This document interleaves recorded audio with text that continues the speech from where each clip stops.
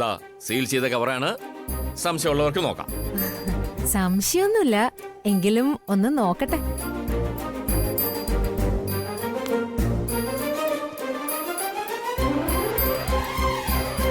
എന്താ ഐശ്വര്യം ഇങ്ങനെ വിശ്വാസമില്ലാത്ത പോലെ? ആരെ വിശ്വസിച്ചില്ലെങ്കിലും നമ്മുടെ അച്ഛനെങ്കിലും ഒന്ന് വിശ്വസിച്ചൂടെ? സംശയമൊന്നുമില്ലല്ലോ അപ്പോ?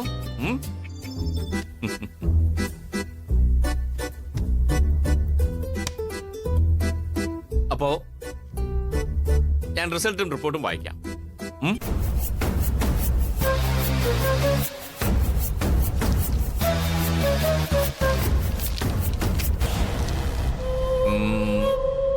അമൃത,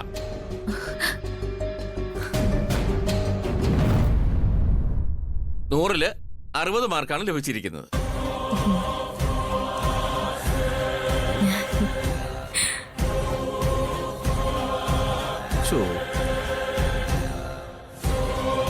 അടുത്തത്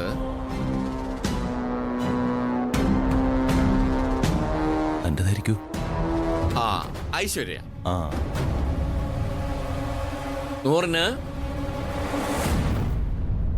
85 മാർക്ക്.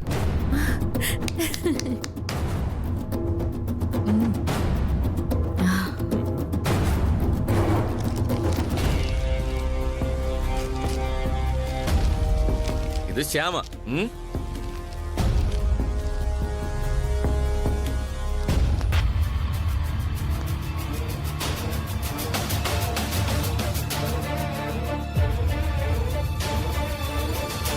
ശ്യാമയ്ക്ക് വാല്യൂ ചെയ്ത പ്രൊഫസർമാര് മാർക്കൊന്നും നൽകിയിട്ടില്ല. സാരല്ല.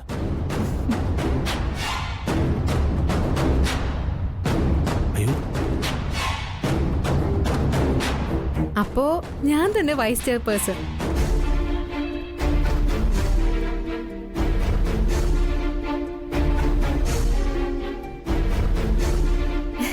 നമ്മുടെ കമ്പനിയുടെ അടുത്ത വൈസ് ചെയർപേഴ്സൺ ആയിട്ട് ഞാൻ വരുന്നു. വിഷമിക്കണ്ട.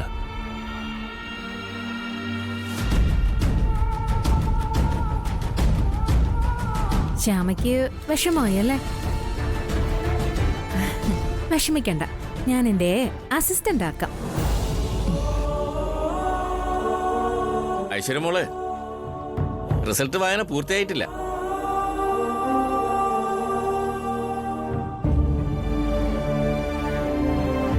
ഞാൻ അവരൊന്ന് റിപ്പോർട്ട് വായിക്കാം. ഈ ഉത്തരങ്ങൾ എഴുതിയ ആൾ ഞങ്ങൾ കണ്ട അപൂർവം ബുദ്ധിമതികളിൽ ഒരാളാണ്.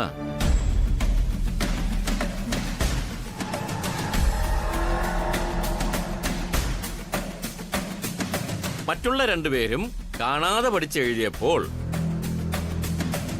ഈ മത്സരാർത്ഥി സ്വന്തം വിശകലനങ്ങളാണ് നടത്തിയത്. ഓഫീസ് കൈകാര്യം ചെയ്യുന്നതിനെ കുറിച്ച് ലളിതവും വ്യക്തതയുമുള്ള കാഴ്ചപ്പാടുകളാണ്. ലളിതമായി കാര്യങ്ങൾ വിശദീകരിക്കുന്നു. 100-ന് 100 മാർക്ക് കൊടുത്താലും മതിയാകില്ല എന്നതുകൊണ്ട് ഞങ്ങൾ മാർക്കൊന്നും കൊടുക്കുന്നില്ല.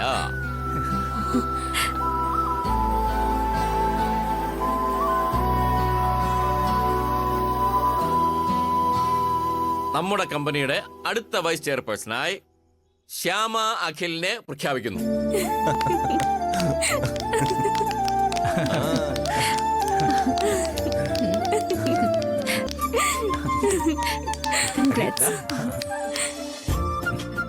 Congratulations. Thank you. Thank you. അച്ഛാ, നമ്മുടെ കമ്പനിയുടെ ഭാവി ശ്യാമയുടെ കൈകളിൽ ഭദ്രമായിരിക്കും. കൺഗ്രാറ്റ്സ് മോളെ. ഔപചാരികമായ സ്ഥാനമേൽക്കൽ 2 ദിവസത്തിന് ഉണ്ടാവും. അന്ന് കമ്പനിക്ക് ഒരു ആഘോഷ ദിവസമായിരിക്കും. ഞാൻ സമ്മതിച്ചു തരില്ല. എന്നെ ചതിച്ചതാ. ഇത് ഒരു ഒത്തുകളിയാ. ഇവളെ ജയിപ്പിക്കാൻ വേണ്ടി എല്ലാരും കൂടെ നടത്തുന്ന നാടകം. ഇവളുടെ ഭക്തിയും പൂജയും കൊണ്ട് എല്ലാരും ഇവള് വശത്താക്കി. എന്നെ മനഃപൂർവ്വം തോൽപ്പിച്ചതാ. ഐശ്വര്യ,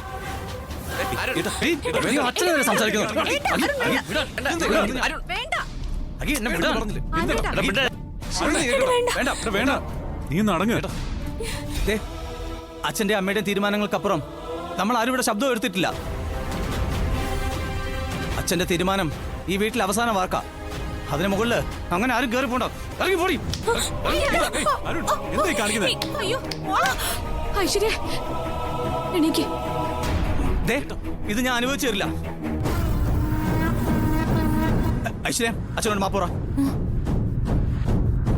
എടീ, നിന്നോടല്ലേ പറഞ്ഞ മാപ്പ് പറയാൻ? അരുണേ, എടീ, മാപ്പ് പറയാൻ. എടാ മതിയടാ മതി. വേണ്ട. മോളെ, ഈ കുടുംബത്തിന് ചില കീഴ്വഴക്കങ്ങളുണ്ട്. അത് തെറ്റിക്കാൻ ആരെയും സമ്മതിക്കില്ല. തലപ്പത്തുള്ളയാൾ തീരുമാനമെടുത്താൽ അത് അംഗീകരിക്കുക തന്നെ വേണം.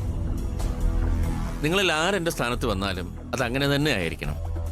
ആ കീഴ്വഴക്കം മുറിയാൻ ഞാൻ സമ്മതിക്കില്ല. എല്ലാം എന്റെ കയ്യിൽ എത്തിച്ചേരുന്ന ദിവസം വരും. അതുകൊണ്ട് തന്നെ പിണക്കണ്ട. അച്ഛാ, മോളെ, അച്ഛാ ക്ഷമിക്കണം. അപ്പോഴത്തെ സങ്കടത്തിന് ഞാൻ എന്തോ അരുതാത്തത് പറഞ്ഞു. മാപ്പ്. മോള് ഇനി ഇത് ആവർത്തിക്കരുത്. ഇല്ല അച്ഛാ, ഇല്ല. എല്ലാവരോടും ഞാൻ മാപ്പ് ചോദിക്കാം. മോളെ, തോറ്റയാള് ജയിച്ച ആളിനെ അഭിനന്ദിക്കുമ്പോഴാ ഒരു മത്സരം അതിന്റെ ധർമ്മം പൂർത്തിയാക്കുന്നത്.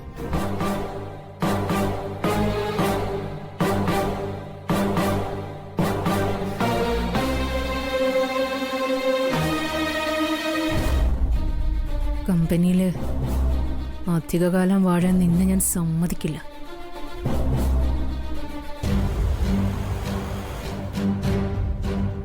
ദാ, പോട്ടെ.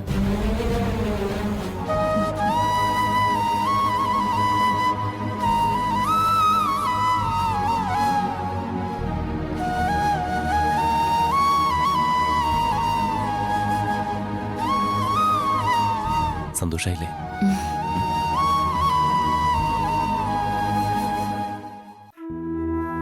ഈശ്വരാനുഗ്രഹം അത് തന്നെയാ. അല്ലെങ്കിൽ പിന്നെ ഇത്രയും പെട്ടെന്ന് അസുഖം മാറുമെന്നോ ദേവയ്ക്ക് ഇങ്ങനെ എഴുന്നേറ്റ് നടക്കാനോ ജോലി ചെയ്യാനോ പറ്റുമെന്നോ നമ്മൾ വിചാരിച്ചതാണോ? നേരാ, ദൈവാനുഗ്രഹം തന്നെ. പക്ഷേ അവിടുന്ന് ഇവിടുന്നും ഒക്കെ ഒരു കരുതൽ പോലെ വെച്ചിരുന്ന പൈസ എന്റെ മരുന്നിന് വേണ്ടി തീർന്നു. ആ, അതിനെക്കുറിച്ചൊന്നും ഇപ്പം ആലോചിച്ച് വിഷമിക്കണ്ട. ഞാൻ ഒരു കാര്യം തീരുമാനിച്ചു. ഉടനെ തന്നെ എന്തെങ്കിലും ഒരു ജോലി കണ്ടുപിടിക്കണം.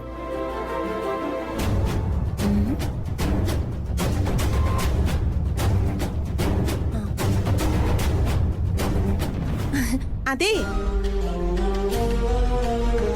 ഉള്ളിലൊന്ന് വെച്ച് പുറത്ത് മറ്റൊന്ന് പറയുന്ന സ്വഭാവം ഈ ജയന്തിക്കില്ല. എത്രയും പെട്ടെന്ന് ഈ വീടിന്റെ ബാധ്യതയൊക്കെ തീർത്തിട്ട് അരവിന്ദേട്ടന്റെ പേരിൽ എഴുതണം. ആ, ഓളെ നീ ഇങ്ങനെ കണിച്ചോറയില്ല സംസാരിക്കല്ലേ. ഈ വീട് നിങ്ങൾക്ക് എല്ലാവർക്കും കൂടെ ഉള്ളതാ. അരവിന്ദനും ശ്യാമയ്ക്കും അപ്പൂനും മോക്കും എല്ലാവർക്കും കൂടെ തന്നെയാ. അല്ല, എല്ലാവർക്കും കൂടിയിട്ടോ? ഏതെല്ലാവർക്കും കൂടിയിട്ട്? ഇതേ അരവിന്ദേട്ടന് എനിക്കും മാത്രമായിട്ടുള്ളതാ. വേറാരും ഈ കട്ടില് കണ്ട് പനിക്കണ്ട. എന്തായാലും ഇതിന്റെ കാര്യങ്ങള് നാളത്തേക്ക് വെക്കാൻ ഞാൻ സമ്മതിക്കില്ല. ഈ വീട് എത്രയും പെട്ടെന്ന് അരവിന്ദേട്ടന്റെ പേരിൽ എഴുതണം. ശ്യാമയോടും കൂടി ആലോചിച്ചിട്ടേ ഈ വീട്ടിൽ എന്തെങ്കിലും ചെയ്യാൻ പറ്റൂ. ആഹാ, ചാമയോ? ഏത് ചാമ? ശ്യാമ താമസിയാതെ ആനന്ദ നിലയത്തിന്ന് എന്തായാലും പുറത്താവും. അവിടെ എന്തോ മത്സരമോ ഉത്സവമോ ഒക്കെ നടക്കുകയല്ലേ. മത്സരത്തില് ഐശ്വര്യ ജയിക്കും, കമ്പനിയുടെ ആളാവും. എല്ലാവരും കൂടി ശ്യാമയെ ചവിട്ടി പുറത്താക്കുകയും ചെയ്യും. ആ, അവള് നേരെ ഇങ്ങോട്ട് വന്ന് കയറുകയും ചെയ്യും. ആ, അതൊക്കെ മുന്നിൽ കണ്ടോണ്ടാ ഞാൻ ഇതൊക്കെ പറയുന്നത്. ഈ വീടേ എനിക്ക് എഴുതി തരണം. എനിക്കെന്ന് വെച്ചാ അരവിന്ദേട്ടന്. ആ, അരവിന്ദേട്ടന് എഴുതി തന്നേ പറ്റൂ.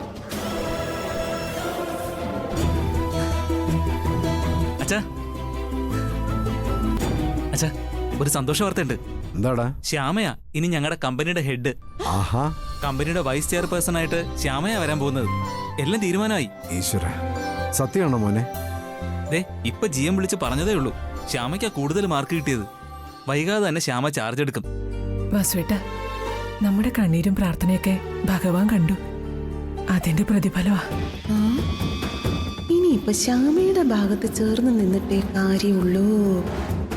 ആ ഞാൻ പറഞ്ഞില്ലേ അച്ഛാ, ഞാൻ അപ്പോഴേ പറഞ്ഞില്ലേ, ശ്യാമയെന്ന് പറഞ്ഞ ആരാ? നമ്മുടെ കുടുംബത്തിന്റെ വിളക്കാവള്. അത് ശരി, ഇത്രയും നാൾ അവളെ കുറ്റപ്പെടുത്തുകയായിരുന്നില്ലേ?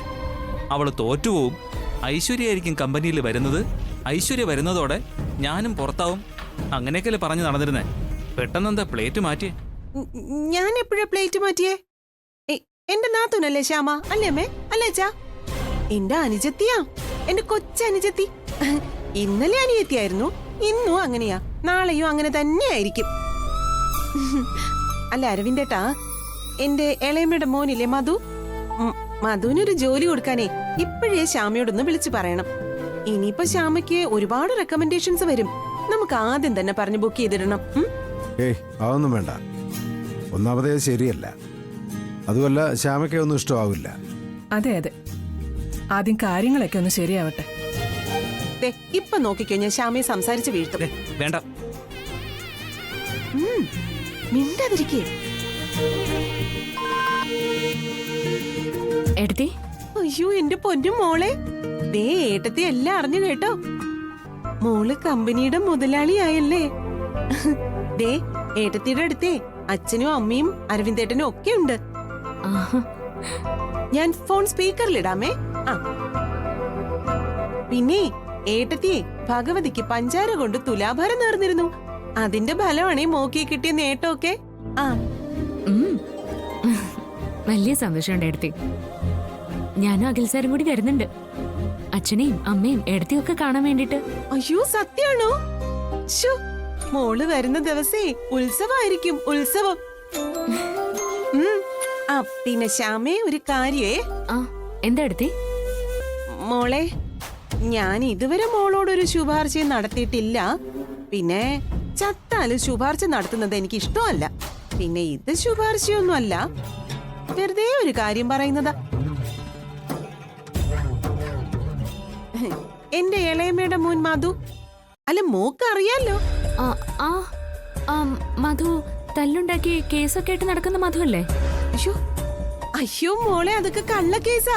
ഈ പോലീസിന് അവനോടുള്ള വിരോധം കാരണം ആ വിരോധം തീർക്കാൻ വേണ്ടി ഉണ്ടാക്കുന്നതാ. മോളെ, ഞാൻ പറഞ്ഞു വരുന്നതേ, മോൾ അവനൊരു ജോലി കൊടുക്കണം. എടുത്തി ഞാൻ ചാർജ് പോലും എടുത്തിട്ടില്ല. ഇനി ചാർജ് എടുത്താലും യോഗ്യതയുടെ അടിസ്ഥാനത്തിലെ ആരെയും നിയമിക്കൂ. യോഗ്യതയുണ്ടെങ്കിൽ ഒരു റെക്കമെൻഡേഷനും ഇല്ലാതെ ഞാൻ തന്നെ ജോലി കൊടുത്തോളാം.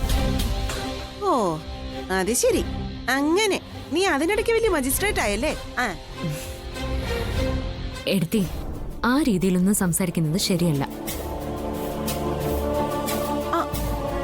ഫോണും കട്ട് ചെയ്തു.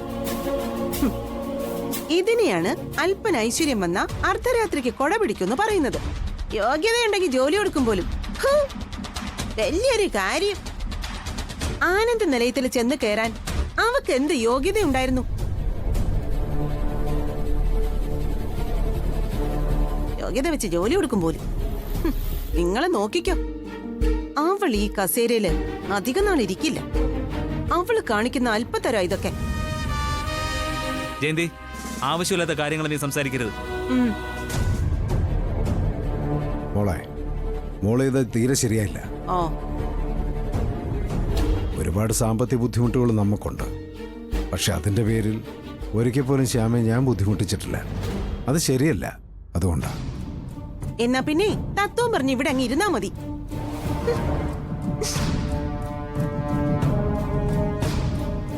എന്നാലും നമ്മുടെ മോളുടെ സന്തോഷം ജയന്തി ഇല്ലാതാക്കി കളഞ്ഞല്ലോ. ഏയ്, ജയന്തി പറഞ്ഞൊന്നും വെച്ച് ശ്യാമ വിഷമിക്കാനൊന്നും പോകുന്നില്ലമ്മേ.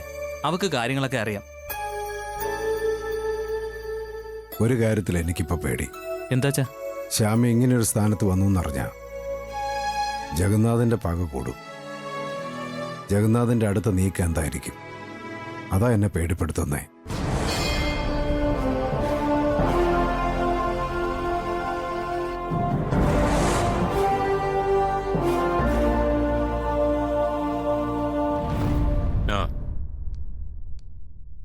അതൊക്കെ അറിയാവുന്നതല്ലേ? ആ, കൃത്യമായിട്ടും എത്തിച്ചിരിക്കണം. എനിക്ക് അതൊന്നും അറിയണ്ട. ഞാൻ അങ്ങോട്ട് വിളിക്കാം. അല്ല, ആന്റി എവിടെ അങ്കിൾ? ആന്റി ഇവിടെ ഇല്ലല്ലോ മോളെ. ഒരു വിശേഷം ഉണ്ടായിരുന്നു. എന്താ ഐശ്വര്യ, ബർത്ത്ഡേ ആഘോഷമാണോ? ഏയ്, ബർത്ത്ഡേ ആഘോഷമൊന്നുമല്ല. പിന്നെ എന്റെ തോൽവി ആഘോഷിക്കാനാ. ഏതെങ്കിലും ഒരു ജയം എന്നെങ്കിലുമൊക്കെ ആഘോഷിക്കാൻ വേണ്ടി കാത്തിരിക്കുകയായിരുന്നു. എന്റെ വിജയം എന്നെങ്കിലും ആഘോഷിക്കാൻ വേണ്ടി കാത്തിരുന്നതാ. ഇത് കമ്പനി മേധാവിയാകാനുള്ള പരീക്ഷയിലും തോറ്റു. നമ്മൾ പ്ലാൻ ചെയ്ത കുറെ പദ്ധതികളും പൊട്ടിപ്പോയി. ജയിച്ചിട്ട് ആഘോഷിക്കാൻ കാത്തിരുന്ന അത് നടക്കില്ല. അപ്പൊ പിന്നെ തോറ്റതിന്റെ ആഘോഷം ആയിക്കോട്ടെ എന്ന് വിചാരിച്ചു. കഴിച്ചോളൂ. നീ എന്നെ കളിയാക്കുകയാണോ? ഞാൻ എന്നെ തന്നെ കളിയാക്കിയതാ. ജയിക്കാൻ പറ്റില്ല എന്ന് അറിഞ്ഞിട്ടും ജയിക്കാൻ വേണ്ടി നടക്കുന്നതിന് എന്നെ തന്നെ കളിയാക്കിയതാ. ആര് പറഞ്ഞു നീ ജയിക്കില്ലെന്ന്? ജയിക്കും. അന്ന് ഞാൻ പറഞ്ഞതുപോലെ അത് വിചാരിച്ച സമയത്ത് ചിലപ്പോൾ നടന്നില്ല എന്ന് വരും. പക്ഷേ നീ വിജയിക്കുക തന്നെ ചെയ്യും. എന്നെങ്കിലും ജയിച്ചിട്ട് എന്താ കാര്യം ജഗനങ്ങളെ? പാചകത്തിൽ അവള് ജയിച്ചു പോട്ടെ. അടുക്കളക്കാര്യത്തില് അവൾക്കൊരു മിടുക്കുണ്ട്. അടുക്കളയിലെ തീയും പുകയൊക്കെ അവൾക്കൊത്തിരി ഇഷ്ടമാ. പക്ഷേ ബുദ്ധിപരമായ പരീക്ഷയില് അവള് ജയിക്കുമെന്ന് ഒരിക്കലും ഞാൻ കരുതിയില്ല. വന്ദന അവളെ ഒന്നും പഠിപ്പിച്ചിട്ടില്ലല്ലോ, പിന്നെ എങ്ങനെ അവള് ജയിച്ചത്? ആത്മവിശ്വാസം. വന്ദന പോയപ്പോഴാണത്രേ അവൾക്കൊറ്റയ്ക്ക് ജയിക്കാൻ ആത്മവിശ്വാസം വന്നത്. എനിക്ക് ഇരിക്കാൻ പറ്റാത്ത വൈസ് ചെയർപേഴ്സന്റെ കസേരയിലെ അവളും ഇരിക്കരുത്. അവൾ ആ പൊസിഷനിലേക്ക് ചാർജ് എടുക്കുന്നതിന് മുമ്പ് അവള് തീരണം.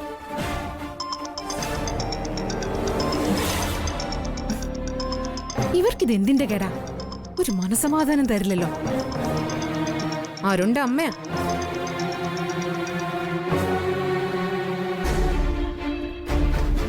അമ്മേ, എന്താ അമ്മേ? മോളെ, എന്താ കാര്യം?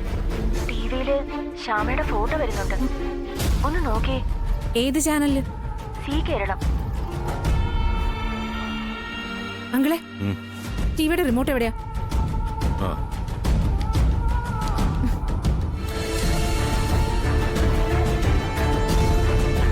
വനിതാ മുന്നേറ്റത്തിൽ ഇതാ പുതിയൊരു അധ്യായം. വർമ്മ കമ്പനിയുടെ തലപ്പത്തേക്ക് ഒരു വനിത കടന്നു വരികയാണ്. കമ്പനിയുടെ വൈസ് ചെയർപേഴ്സണായി ശ്രീമതി ശ്യാമ നിയമിതയായിരിക്കുന്നു.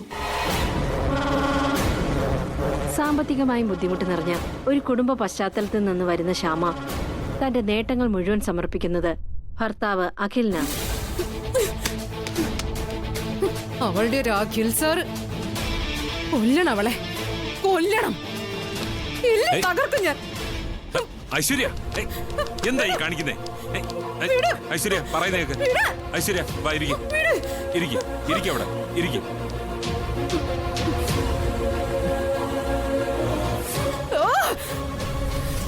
അവളുടെ ഒരു അഖിൽ സാർ നശിപ്പിക്കും ഞാൻ എല്ലാത്തിനെയും. അവളുടെ പേരുകൊണ്ട് മനുഷ്യന് സ്വസ്ഥതയില്ലാതായി.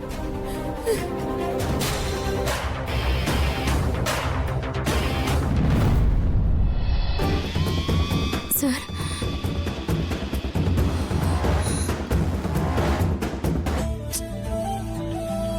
എടോ, എന്താണ് ഇങ്ങനെ വരണ്ട് നിൽക്കുന്ന പോലെ? എന്തോ മോഷണമോ കള്ളമോ ഒക്കെ നടത്തിയിട്ട് നിൽക്കുന്ന ആളിനെ പോലെ. അത് ശ്യാമേ, താൻ കാര്യം പറ. അത് സർ,